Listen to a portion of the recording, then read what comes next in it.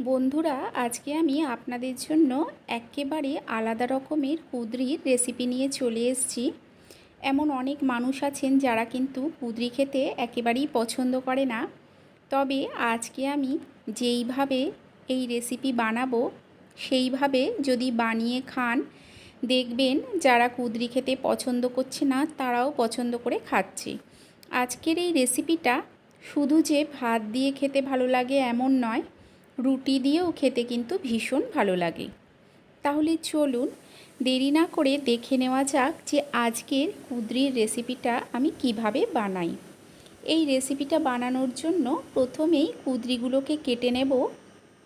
সমস্ত কুঁদরিগুলোকে মাঝখান থেকে 3 টুকরো করে কেটে নিয়ে দিয়ে এইভাবে ঠিক সরু সরু করে কেটে নিতে হবে। আমি আপনাদের দেখিয়ে দিচ্ছি। ঠিক এইভাবে মাঝখান থেকে 3 টুকরো করে কেটে নিয়ে তারপরে আরও দুবার কেটে নিলেই দেখবেন এই রকম সরু সরুভাবে কাটা হয়ে যাচ্ছে। সমস্ত কুঁদরিগুলোকেই আমি কেটে নেব। কুঁদরিগুলো যদি কিছুটা লাল হয়ে যায় তাতেও কিন্তু অসুবিধে নেই, একদম কাঁচা নিলেও হবে, আবার যদি কিছুটা লাল হয় তাতেও অসুবিধে হবে না। সমস্ত কুঁদরিগুলোকে ঠিক এই রকমভাবে কেটে নেব। কেটে নেওয়ার আগে আমি একবার কুঁদরিটাকে পরিষ্কার করে ধুয়ে নিয়েছি, পরে আরেকবার ধুয়ে নেব। ধুয়ে নিয়ে আমি এগুলোকে একটা বাটির মধ্যে রাখবো। এখানে দেখুন ধুয়ে রেখেছি, এখন এতে দিয়ে দিচ্ছি লবণ। লবণটাকে দিয়ে কুঁদরির সঙ্গে ভালো করে মেখে নিতে হবে। তবে খুব বেশি জোর দিয়ে মাখবেন না, তাহলে কি হবে, এগুলো ভেঙে যাবে আর ঘেটে যাবে। হালকা হাতে লবণটাকে মাখিয়ে 10 থেকে 15 মিনিট রেখে দেব। আর এই কুঁদরিগুলোর সঙ্গে আমি যেটা নিয়েছি সেটা হচ্ছে আলু। আলুগুলোকেও আমি আলু ভাজার মতো করে কেটে নিয়েছি, কেটে ধুয়ে পরিষ্কার করে নিয়েছি। এখন আলুতেও দিয়ে দিচ্ছি অল্প লবণ। আলুটাতেও লবণ মাখিয়ে কিছুক্ষণ রেখে দেব, এতে আলুটা অনেকটা নরম হয়ে যাবে। 10 থেকে 15 মিনিট পর আমি অন্যদিকে একটা কড়াই বসিয়ে দিয়েছি, এতে দিয়ে দিলাম কিছুটা সাদা তেল। আপনারা চাইলে সর্ষের তেলও দিতে পারেন। ফোড়নে দিলাম সর্ষে, কালো সর্ষে, আর দিয়ে দিলাম 3টে শুকনো লঙ্কা। এর সঙ্গে দিয়ে দিচ্ছি দেখুন কারি পাতা। কারি পাতা আপনারা যতটুকু খাবেন সেই অনুযায়ী দেবেন। আমি এখানে 2টো পাতা নিয়েছিলাম, 2টো ডাঁটির পাতা সম্পূর্ণটাই দিয়ে দিলাম।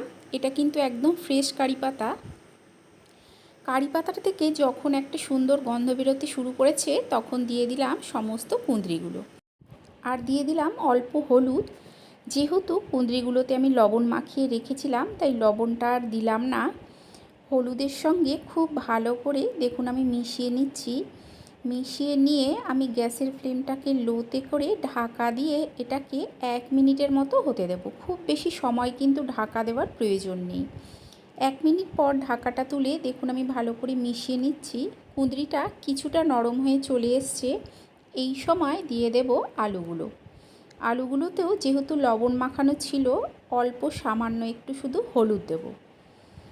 হলুদটাকে দিয়ে দেব, দিয়ে নিয়ে এই কুঁদরির সঙ্গে আর আলুর সঙ্গে খুব ভালো করে মিশিয়ে নেব। এই সময় গ্যাসের ফ্লেমটাকে মিডিয়ামে রাখবেন। মিডিয়ামে রেখে খুব ভালোভাবে প্রথমে মিশিয়ে নিতে হবে। মিশিয়ে নিয়ে গ্যাসের ফ্লেমটা যতটা সম্ভব লো টু মিডিয়ামে রেখে তৈরি করবেন। লোতে করে ঢাকা দিয়ে আমি এটাকে আরও 1 মিনিট ভেজে নিয়েছি। দেখুন আলুটা আর কুঁদরিটা কিন্তু অনেকটাই নরম হয়ে চলে এসছে, তবে লক্ষ্য রাখবেন একটু ছড়িয়ে ছড়িয়ে ভাজার, আর গ্যাসের ফ্লেমটা যেন লোতে থাকে।